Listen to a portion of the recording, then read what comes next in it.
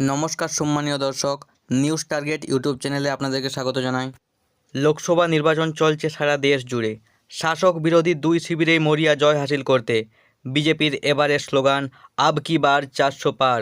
তবে BJP slogan নিয়ে মাথা ঘামাতে রাজি নয় কংগ্রেস। বিজেপিকে পরাস্ত করতে এইবারে সর্বভারতীয় ও আঞ্চলিক দল মিলে মোট 26টি দল জোট বেঁধেছে এবং সেই জোটের নাম দেওয়া হয়েছে ইন্ডিয়া জোট। ভারতের 543টি লোকসভা আসনের মধ্যে কতগুলি বা আসন পাবে বিজেপি এবং কতগুলি আসন পেতে পারে ইন্ডিয়া জোট, সেই নিয়ে উঠে এলো এক চাঞ্চল্যকর তথ্য। এখন আমাদের আশঙ্কার বিষয় হলো 2024 সালের লোকসভা নির্বাচনে কোন দল ক্ষমতা দখল করবে, বিজেপির এনডিএ জোট নাকি 26টি বিরোধী দলের ইন্ডিয়া জোট। ভোট কুশলী প্রশান্ত কিশোর ও এবিপিসি ভোটারের যৌথ সমীক্ষা অনুযায়ী আমরা জানতে পারছি বিজেপি পেতে পারে 332টি আসন, ইন্ডিয়া জোট পেতে পারে 208টি আসন এবং আদার্স পেতে পারে 3টি আসন। এইবার আমরা দেখে নেব ভারতের 29টি অঙ্গরাজ্য ও 7টি কেন্দ্রশাসিত অঞ্চলের মধ্যে কোন রাজ্যে কোন দল কতগুলি করে আসন পাবে। রাজ্যের নাম জম্মু ও কাশ্মীর। মোট লোকসভার আসন সংখ্যা 6টি, বিজেপি পেতে পারে 1টি এবং ইন্ডিয়া জোট পেতে পারে 5টি। সিকিম রাজ্যে লোকসভা আসন সংখ্যা 1টি এবং ইন্ডিয়া জোট পেতে পারে 1টি আসন। নাগাল্যান্ড রাজ্যে লোকসভা আসন সংখ্যা 1টি, এই 1টি আসনই বিজেপি পাবে। মিজোরাম রাজ্যে লোকসভার আসন সংখ্যা 1টি, এই 1টি আসন ইন্ডিয়া জোট পেতে পারে। ত্রিপুরা রাজ্যে লোকসভার আসন সংখ্যা 2টি, এই 2টি আসনই বিজেপি পেতে পারে। মেঘালয় রাজ্যে লোকসভার আসন সংখ্যা 2টি, এই 2টি আসনই ইন্ডিয়া জোট পেতে পারে। মণিপুর রাজ্যে লোকসভা আসনের সংখ্যা 2টি, বিজেপি পেতে পারে 1টি আসন এবং ইন্ডিয়া জোটও এখান থেকে 1টি আসন পেতে পারে। রাজ্যের নাম গোয়া। এই রাজ্যে লোকসভার আসন সংখ্যা 2টি এবং বিজেপি পেতে পারে 1টি আসন এবং ইন্ডিয়া জোট পেতে পারে 1টি আসন। রাজ্যের নাম অরুণাচল প্রদেশ। এই রাজ্যের লোকসভার আসন সংখ্যা 2টি এবং এই 2টি আসনই বিজেপি পেতে পারে। রাজ্যের নাম হিমাচল প্রদেশ। হিমাচল প্রদেশ রাজ্যে লোকসভার আসন সংখ্যা 4টি, বিজেপি পেতে পারে 3টি এবং ইন্ডিয়া জোট পেতে পারে 1টি আসন। উত্তরাখণ্ড রাজ্যে লোকসভার আসন সংখ্যা 5টি, বিজেপি পেতে পারে 3টি এবং ইন্ডিয়া জোট এখান থেকে 2টি আসন পেতে পারে। বন্ধুগণ, আপনারা কাকে প্রধানমন্ত্রী হিসেবে দেখতে চান কমেন্ট করে অবশ্যই জানাবেন। রাজ্যের নাম হরিয়ানা। এই রাজ্যে লোকসভার আসন সংখ্যা 10টি এবং এখান থেকে বিজেপি 10টি আসনই পেতে পারে এবং ইন্ডিয়া এবং অন্যান্য পার্টি এখান থেকে কোনো আসন পাওয়ার চান্স নেই। রাজ্যের নাম ছত্তিশগড়। এই রাজ্যে লোকসভার আসন সংখ্যা 11টি এবং বিজেপি পেতে পারে 2টি আসন এবং ইন্ডিয়া জোট এখান থেকে 9টি আসন পেতে পারে। বন্ধুগণ, আপনারা যদি কেউ বিজেপি দর্শক হয়ে থাকো তাহলে কমেন্টে অবশ্যই লিখবে জয় শ্রীরাম। রাজ্যের নাম পাঞ্জাব। এই রাজ্যের লোকসভার আসন সংখ্যা 13টি এবং বিজেপি পেতে পারে 3টি আসন এবং ইন্ডিয়া জোট পেতে পারে 8টি আসন এবং অন্যান্য এখান থেকে 2টি আসন পেতে পারে। বন্ধুগণ, আপনারা যদি নরেন্দ্র মোদীকে প্রধানমন্ত্রী হিসেবে দেখতে চান তাহলে কমেন্টে অবশ্যই লিখবে নরেন্দ্র মোদী জিন্দাবাদ। ঝাড়খণ্ড রাজ্যে লোকসভার মোট আসন সংখ্যা 14টি এবং বিজেপি পেতে পারে 10টি আসন এবং ইন্ডিয়া জোট এখান থেকে 4টি আসন পেতে পারে। রাজ্যের নাম আসাম।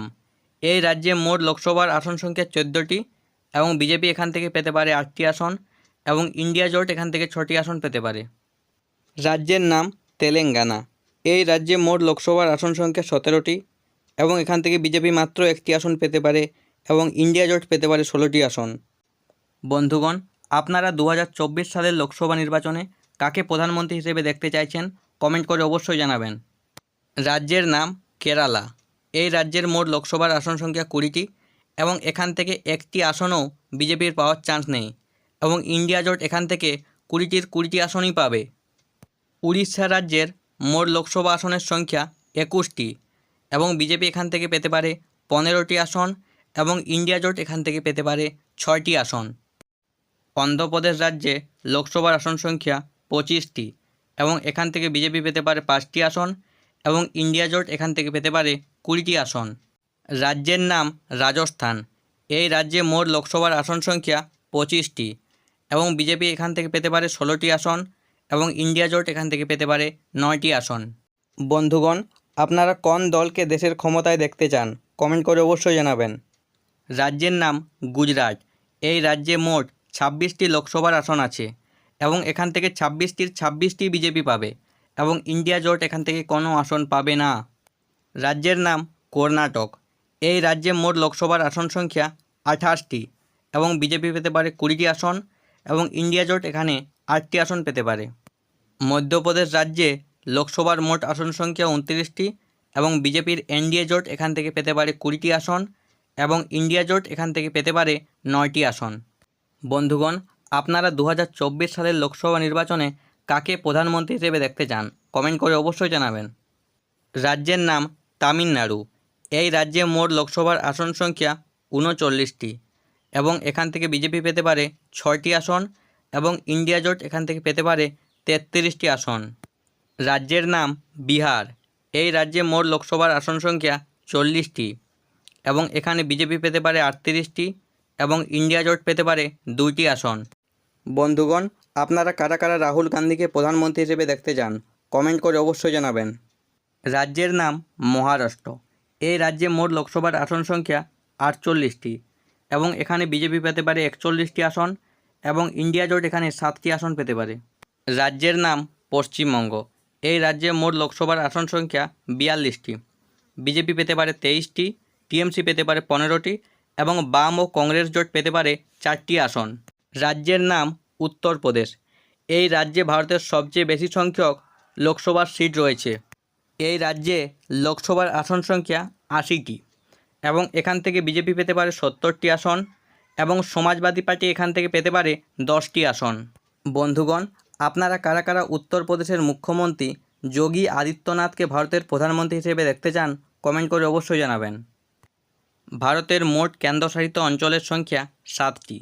এই 7টি কেন্দ্রশাসিত অঞ্চলে মোট 13টি লোকসভার আসন রয়েছে এবং এখানে বিজেপি পেতে পারে 4টি আসন এবং ইন্ডিয়া জোট এখানে 9টি আসন পেতে পারে। এই সমীক্ষার সঙ্গে আমাদের এডিটোরিয়াল পলিসির কোনো সম্পর্ক নেই, আমাদের জার্নালিস্টিক জাজমেন্টেরও কোনো জায়গা নেই এখানে। সমীক্ষক সংস্থার দেওয়া সংখ্যাগুলো আমরা হুবহু সাধারণ মানুষের সামনে তুলে ধরি মাত্র। 20 বছর ধরে এই সমীক্ষা হয়ে আসছে, বহুবার মিলেছে, বহুবার মেলেনি।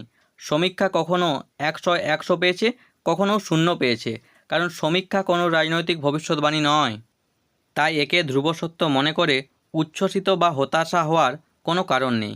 এটা মানুষ কি ভাবছেন তার একটা আভাস পাওয়া মাত্র, কারণ সমীক্ষায় যদি ধ্রুব সত্য হতো তাহলে তো হাজার হাজার কোটি কোটি টাকা খরচ করে ভোট করার দরকারই পড়তো না।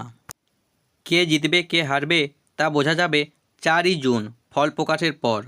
বন্ধুগণ, আজকের ভিডিও এই পর্যন্তই। ভিডিওটি ভালো লাগলে ভিডিওতে একটি লাইক করুন, চ্যানেলে নতুন হয়ে থাকলে চ্যানেলটি সাবস্ক্রাইব করে দিন এবং পাশে থাকা বেল আইকনটি বাজিয়ে দিন, যাতে এই চ্যানেলের সমস্ত ভিডিওর নোটিফিকেশান সবার প্রথমে তোমাদের কাছে পৌঁছে যায়।